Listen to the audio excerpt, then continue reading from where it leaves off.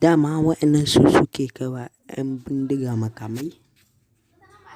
To masu saurare, an samu damar cafke waɗanda suke kaiwa 'yan bindiga makamai domin ta da zaune tsaye a cikin wannan ƙasa tamu ta Najeriya, wanda dai a kullum muke addu'a Allah ya ba mu zaman lafiya ya kuma tsare mu, ya kare mu, ya mana arziki, ya biya mana buƙatunmu.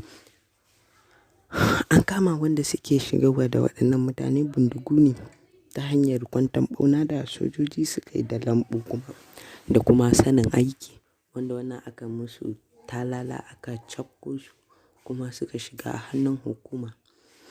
Kuma hukuma take kan hukunta su, waɗanda wannan mutane sukan yi ɓadda bani a matsayin mutane daban-daban don shiga cikin wannan jeji su kai musu makamai.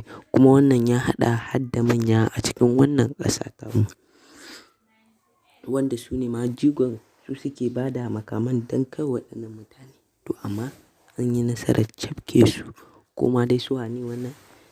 In kun biyo mu a cikin wannan channel za ku ji mun zo muku da sunan su wane waɗannan.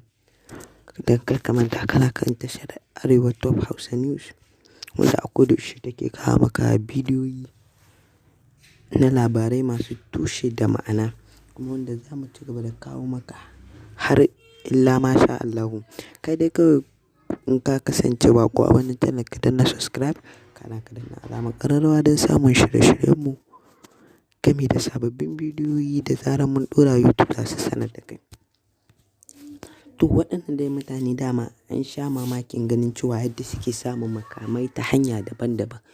To amma dama ashe harkar munafurci ce wanda wasu manya suke zagayewa don kai wa 'yan bindiga makamai, wanda ana nan ba da daɗewa ba za a gane su waye ko kuma za a ma faɗi sunansu kamar yadda ake matsa waɗannan 'yan bindiga kuma suke ji a jikinsu. Na san cewa nan ba da daɗewa ba za su yi faɗi wanda suke aikata wannan abu. To masu sauraro kar dai ka manta kana kan channel ɗin Arewa Top Hausa News. Mu haɗu da kai da yadda Allah a wani bidiyon namu idan ya bamu ikon sawa. Mun gode.